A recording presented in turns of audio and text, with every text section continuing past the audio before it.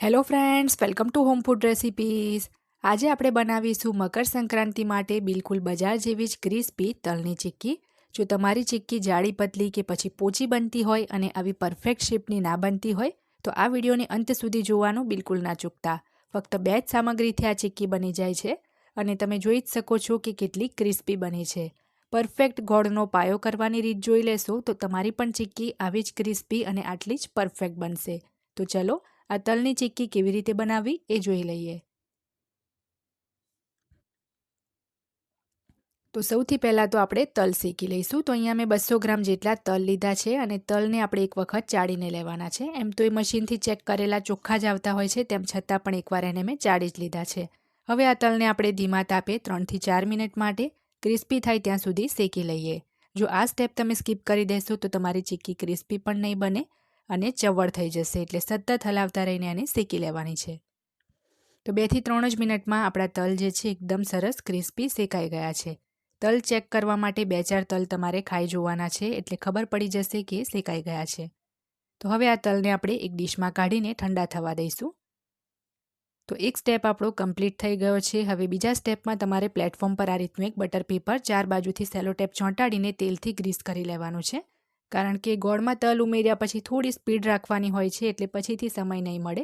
તો પહેલાં જ આપણે આ રીતના જે વેલણથી વણવાનું હોય એ વેલણ અને બટર પેપર કાં તો પછી પ્લેટફોર્મ જે કંઈ પણ તમે ચીક્કી બનાવવા યુઝ કરતા હોય એને ગ્રીસ કરીને જ રાખવાનું છે.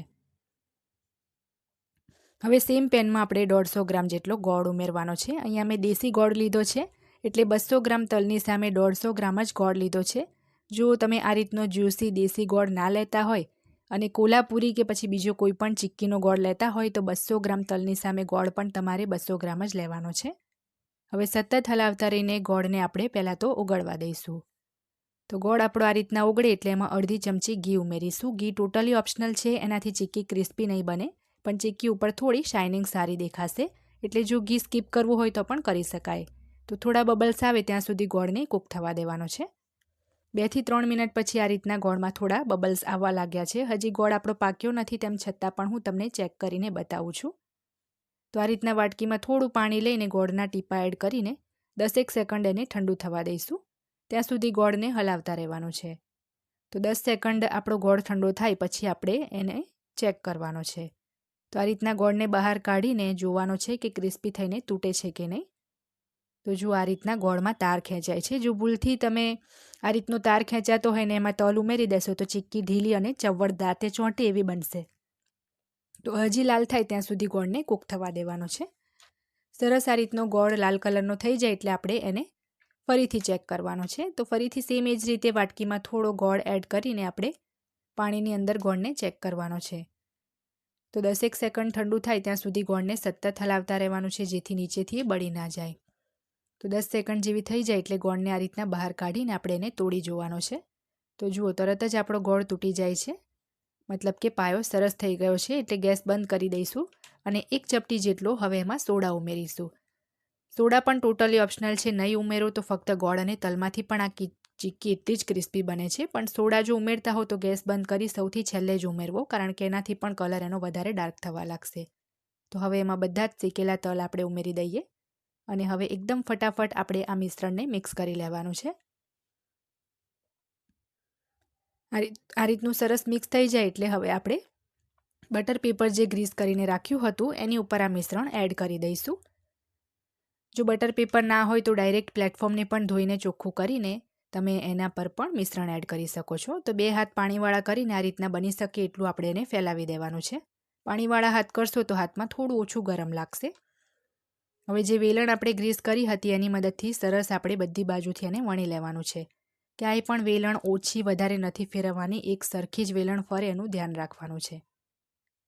તો હવે ગરમ ગરમ ચીક્કી હોય ને જેના પર બારીક સમારેલા પિસ્તા ઉમેરી દઈશું, જેથી ચીક્કી દેખાવમાં પણ સારી લાગે બજાર જેવી જ, અને વેલણથી એને વણી લઈશું જેથી એ સરસ ચોંટી જાય. હવે ચીક્કી ગરમ ગરમ હોઈને જ આ રીતે વાટકીથી આપણે નિશાન બનાવી લઈશું. અત્યારે ચીક્કી એકદમ ગરમ છે એટલે થોડા થોડા તાર ખેંચાશે, પણ ટોટલી ઠંડી પડે પછી જ એના પીસીસ આપણે અલગ કરીશું. અત્યારે બસ આ રીતના આપણે નિશાની બનાવી રાખવાની છે અને હવે 5 મિનિટ ચીક્કીને ઠરવા દઈશું. તો ચીક્કી 5 મિનિટ પછી ઠંડી પડે એટલે તમે જુઓ તો ઓટોમેટિક એના જે પીસીસ છે આ રીતના છૂટા થઈ જશે. તમે જોઈ શકો છો એકદમ પરફેક્ટ ગોળ ગોળ ચીક્કી બની છે. આ રીતે જો ચીક્કી બનાવી તમે કોઈને ખાવા પણ આપશો તો જોઈને જ ખાવાનું મન થઈ જાય. એટલી ટેસ્ટી આ ચીક્કી બની છે. જો તમારે નાની નાની બનાવી હોય તો એકદમ નાની ધારવાળી વાટકી આવે એનાથી કટ કરવી. અહીંયા મેં મીડિયમ જ બનાવી છે. તો બધી જ ચીક્કીને મેં પ્લેટમાં લઈ લીધી છે. હવે જે ચીક્કીનો સાઈડનો ભાગ છે એને પણ આપણે હાથથી જ નાના નાના ટુકડામાં આ રીતના તોડી લઈશું. આને પણ ખાઈ શકાય છે. બસ આનો જે શેપ છે થોડો આડો અવળો છે એટલે આંખોને નહીં ગમે, પણ સ્વાદ તો એનો એ જ રહેશે. તો ચીક્કી આપણી તૈયાર છે. હવે આપણે એક પ્લેટમાં એને સર્વ કરી લઈશું. આ ચીક્કી અહીંયા ના વધારે મેં પતલી વણી છે કે ના વધારે જાડી, મીડિયમ જ રાખી છે. અને આનાથી પહેલાં પણ મેં ઉત્તરાયણની ઘણી બધી ચીક્કી, ઘણા બધા લાડુની રેસીપી ચેનલ પર બતાવેલી છે. બધાની જ લિંક હું આ વિડીયોની નીચે ડિસ્ક્રિપ્શન બોક્સમાં આપી દઈશ, જેથી એમાંથી પણ કોઈ રેસીપી તમારે જોવી હોય તો તમે જોઈ શકો. તો આજની આ ચીક્કીની રેસીપી જો તમને પસંદ આવે તો રેસીપી ટ્રાય કરવાનું ના ભૂલતા. ચેનલને સબસ્ક્રાઇબ કરી બેલ આઇકન ચોક્કસ દબાવજો, જેથી મારા આવનારા દરેક નવા વિડીયોની નોટિફિકેશન તરત જ તમને મળે.